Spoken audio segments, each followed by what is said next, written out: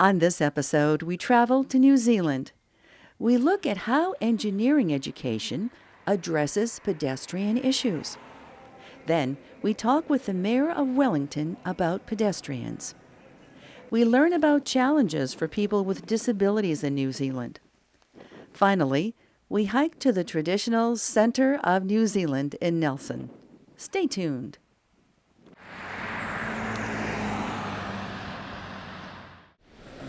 We're talking with Glenn Curry, who's with the Civil Engineering Department at the University of Canterbury. Where do pedestrian and bicycle facilities fit into engineering education in New Zealand?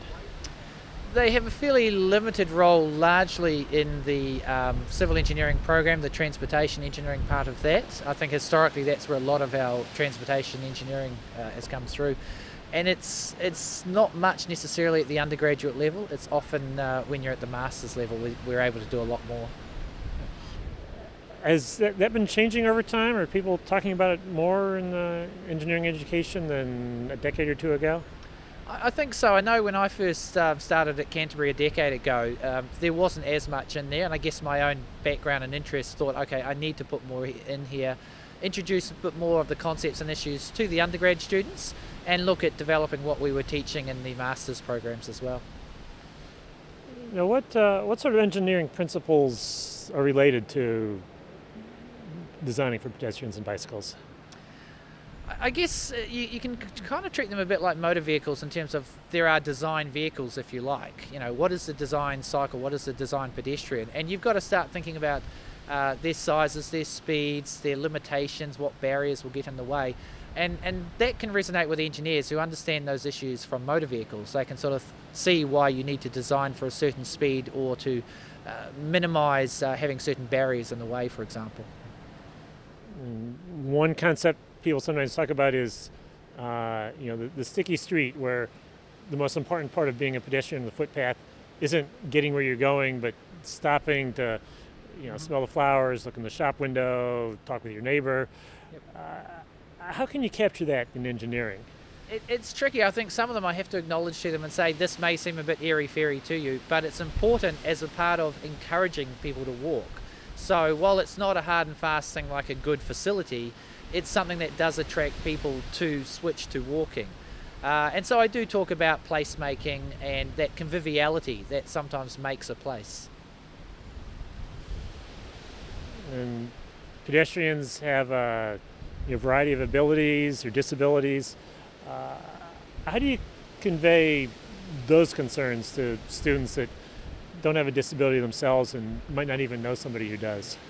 Well, we can certainly talk in the abstract, and so initially I'll just introduce the range of different impairments and abilities or limited abilities that people have.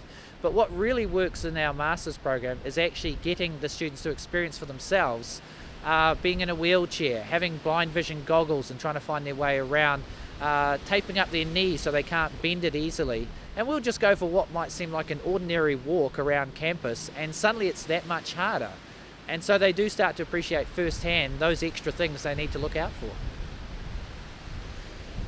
And practicing engineer who's out in the field, perhaps hasn't had much experience designing for pedestrians and bicyclists.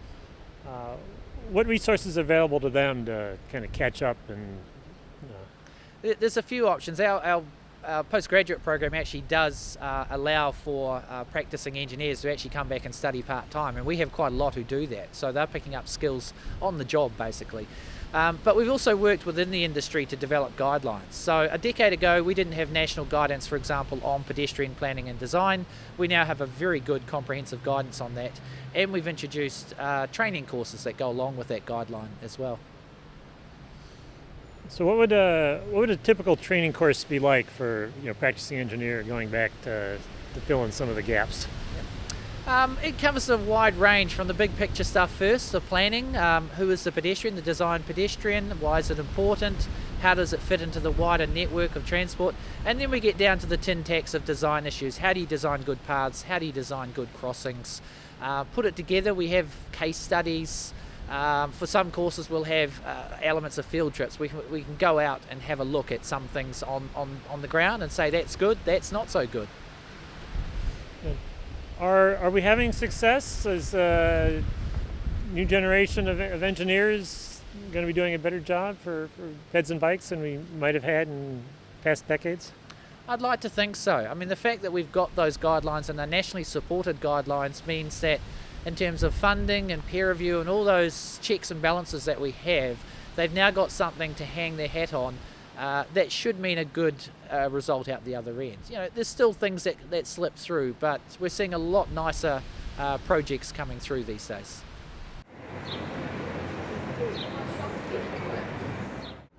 We're talking with Celia Wade-Brown, the Mayor of Wellington, New Zealand.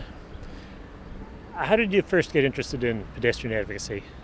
Well, I guess it comes about from growing up without a car. In the first years of my life, I lived in central London. Till I was 7, we didn't have a car. My first transport was actually a little push scooter, and of course, there was great public transport in London. And then I got elected to council, and through the Road Safety Committee, I actually met a number of people with mobility difficulties, and we got involved in trying to make Wellington an easier place for people with visual impairment or in wheelchairs to get around. And what sort of problems did you look at, and what sort of solutions were you looking at? Well, in those days we were looking at some of the quite micro problems, things like not having a curb cut out so that you couldn't get a wheelchair across a crossing. And of course, as soon as you've got smooth curb cutouts, it's great for people with prams or people with walkers or people who just find lifting their feet difficult. So making it easier for people with disabilities makes the city easier for everybody. Now, what's happened with government interest in pedestrians and non-motorized transport over the years here in New Zealand?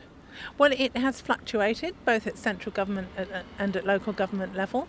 It's really healthy to see a growing interest in active transport, both for the point of decongestion and also from the point of view of health. We've got a sort of a tsunami of health costs coming towards us due to inactivity. 33% of kids are obese, and you've got older people with type 2 diabetes and arthritis and heart conditions and all of those things that are basically caused by sitting too much and not walking and cycling enough. How has New Zealand been influenced by the international pedestrian movement?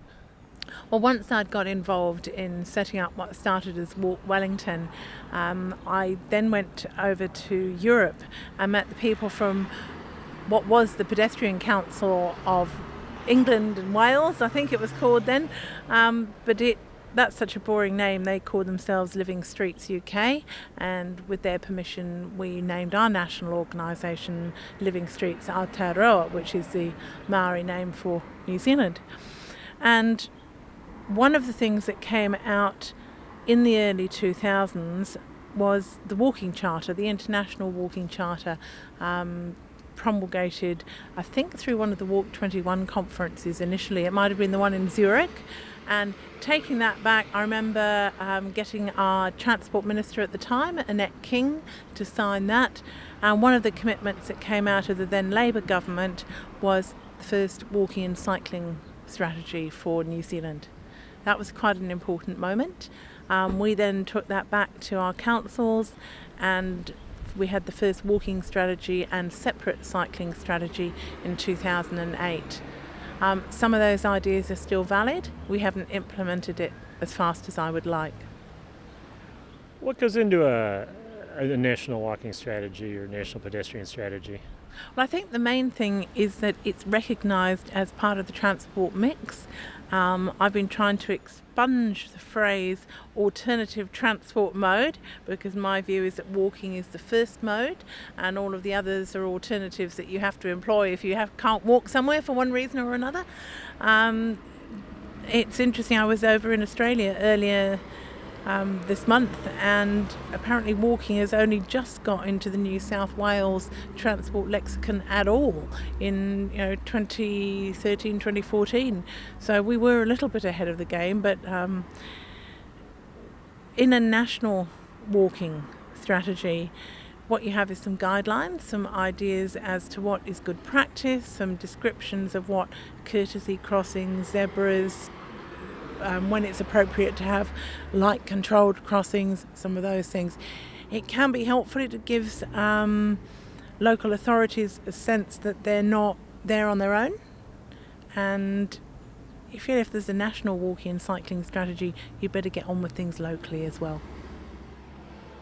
And as mayor, do you see things any differently than you did as an advocate?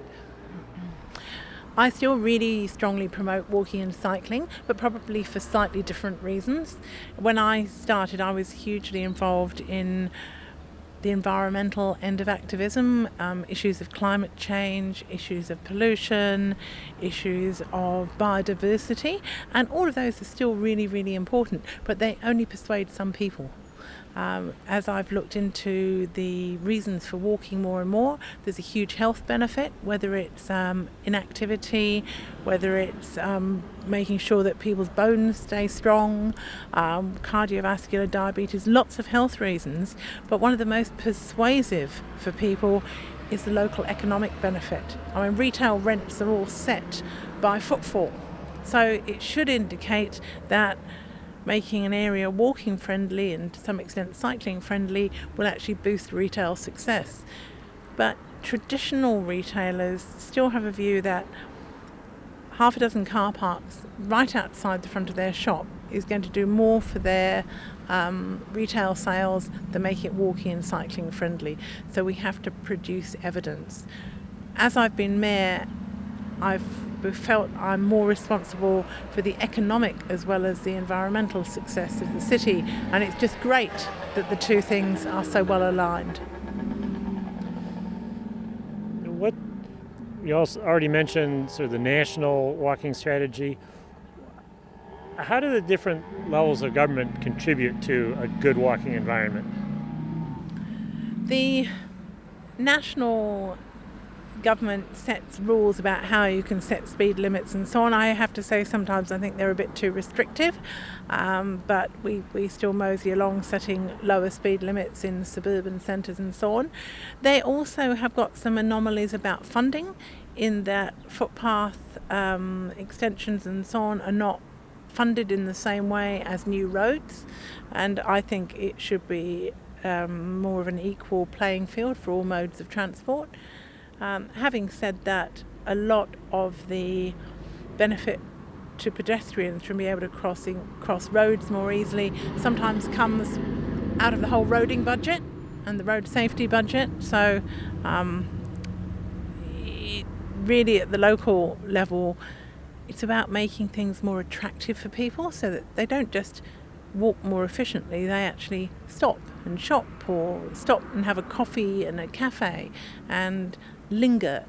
The concept of sticky streets, I think, was introduced at the recent conference, and it's the idea that traffic engineers are really, really good at solving problems, but often we're shaping the question wrong. We're saying, how are you going to speed everything up? When sometimes a successful city is about slowing things down a little bit, appreciating, it might be the cafes around you, it might be popping into the local library, or it might be going and buying either necessities or just contributing to a bit of retail therapy. If I were to visit Wellington in a decade from now, what would you like me to see that you're working on at the moment? I'd like you to see all of our little laneways that sometimes are a bit grotty, sometimes they're filled up with car parking, or they're used as rubbish receptacles for nearby cafes and stores. I'd like to see all of our laneways attractive, well lit, with public art, things happening, more little shops and bars opening onto those laneways. That would be a very big step forward.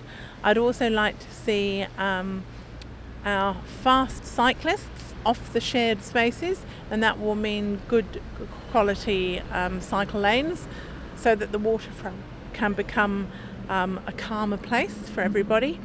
And I'd like to see what we've done in some streets, the raised pedestrian crossings, so that it's quite clear that any driver with a modicum of courtesy will let the pedestrian go first. And I think we could probably do with some more places, not necessarily pedestrian only, but certainly pedestrian priority. I've got a charming street, Cuba Street, part of that's a pedestrian mall. It would be great to extend pedestrian priority its whole length, and the same with the shopping, big shopping street of the Golden Mile from Lambton Quay at the railway station all the way through to Courtney Place and the Embassy Theatre, where we had the first Hobbit film premiere. That was exciting. To make all of that a slow street with walking, cycling and public transport.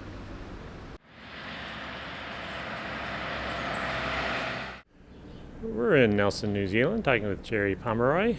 Who do you work for? I work for CCS Disability Action, a pan-disability organisation that supports disabled people to have great lives. What are some of the challenges disabled people face here in New Zealand? I guess for us the biggest thing is being accepted as who we are as an individual and not being judged by the disability we happen to have. So yeah, mainstream society accepting us as having equity of access and being able to participate in the same way in our society that everybody else does. So yeah, there's a lot of challenges. So people who can't see have a lot of navigational difficulties, obviously, and we just need some sort of accommodation made to enable us to be part of everyday life, and I think that's a challenge, yes. Inherently, I think disabled people are seen as different, so people aren't quite sure how to support us to participate so that we're part of communities in an equal sort of way. And then, of course, for my particular role, I work as an access coordinator, so I'm advocating for access to the built environment and the transport system. And we're a really diverse bunch of people with a multitude of impairments, so we recognise as well that it is difficult to accommodate all of our requirements. However, no society can afford to have people not contributing, and we need to get those design elements right so that we can all participate and contribute. No one wants to be a drag on society. It makes your life meaningful and rich if you can contribute and help others as well on the way. So that's what we're working towards, really. And when you get to the infrastructure, the built environment, when you try to just get around town, get to where you're going, what sort of obstacles do you commonly run into? Well, obviously they're different for everyone, but say for a blind person, an unexpected obstacle on the way, an inability to follow the side of a building line or some sort of formed environment. If you're in a blank square that's just cobbled with no guidance mechanism, you can't find your way out of it easily. For someone in a wheelchair, just a small curb on the edge of a road can stop you getting up to the footpath. So, and it's the details. So if the footpath slopes too much from side to side to drain the water, it forces a wheelchair user to push their whole body weight with one arm. Well, no one can sustain that reasonably for a long distance. Oh, pardon me. So it's all the detail, really. And getting across roads, it's the conflict between the people inside a car and the people without the protection of a car. So, and managing that conflict, because the current argument is always, well, cars equal economic growth, so they have priority. But really, if people can't contribute because they can't get to their destination, that's an economic cost to society as well. So it's finding ways of calculating the economic benefit and cost to society of non-participation of a lot of people, because in the latest census in New Zealand, 24% of our population self-identified with an impairment.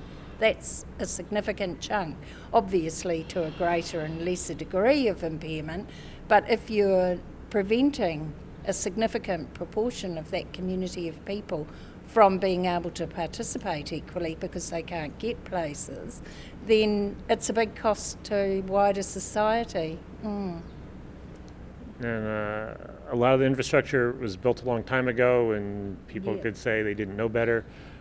What do you see happening with projects that are being built today? Well, there is more consultation with our community, but what we're finding is still that we get consulted towards the end of a project, where you can really have the least amount of effect on changing the design. Personally, I believe it's imperative that disabled people, with the right knowledge obviously, are involved earlier in the system process so that their comments can have an impact, so that we have a more inclusive design planning process that includes everybody's impairments and takes consideration of that. So we need to have equal ways of measuring and monitoring people's inclusion. So at the moment we know the numbers of cars on every road and street in New Zealand roughly, but we don't know the number of people on the footpaths, nor do we know much about the subset of people who use mobility aids. If we start to collect data about that over time, then we'll be able to get a sense of who is present, but more importantly, who isn't present. Going on national data that we have from the National Disability Survey, we would expect about 3% of people in a totally accessible environment to be using mobility aids. So that's quite a useful sort of marker if you're doing on footpath pedestrian counts and counting that subset of people. So what's the most telling is people's absence, because that then tells you that something along their journey from their home to where they're trying to go isn't working and people aren't making the journey. So it needs quite a bit of thoughtfulness, I think, in how you interpret information that comes in and how you use it. What sort of policy and legal framework are you working on from the federal level all the way down to the localities? Yes, so New Zealand doesn't have anti-discrimination legislation for disabled people per se. We have human rights acts, but New Zealand has signed up to the UN Convention on the Rights of People with Disabilities. And slowly there is a process developing within government of government working with disabled people's organisations to develop a different way of working with the disability community.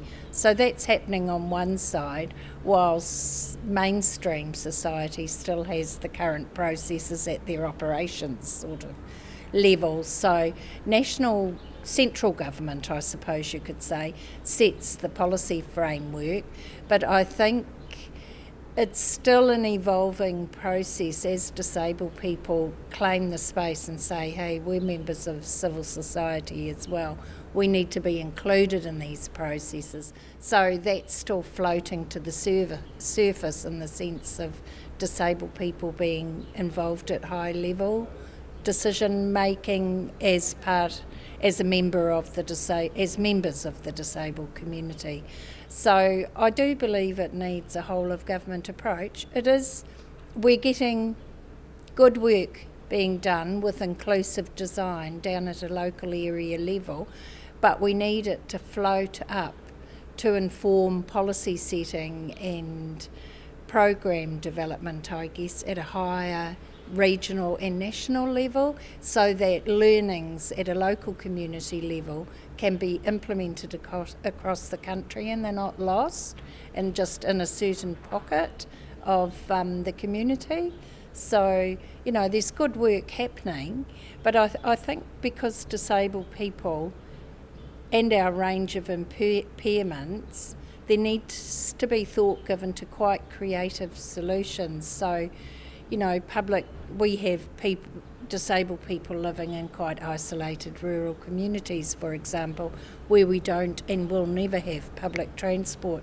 And if those people don't have independent access to a vehicle, how can we make sure that they continue to live meaningful lives and can move around their community and participate in everyday activities? So you need basic infrastructure. The footpath in their local community needs to work. It needs to be safe to cross the road. They need to be able to access the essential services such as banking, food, the basics of life services. And then further afield they may need to access tertiary healthcare facilities, so there needs to be a system that can respond to the community's requirement and all the people who are in that community to get them to their destinations that are further afield. So we may not have transport solutions that are traditional at every level across the country, but thought needs to go into how it could look and how it could work for people. Visit us on the internet at www.pedestrians.org.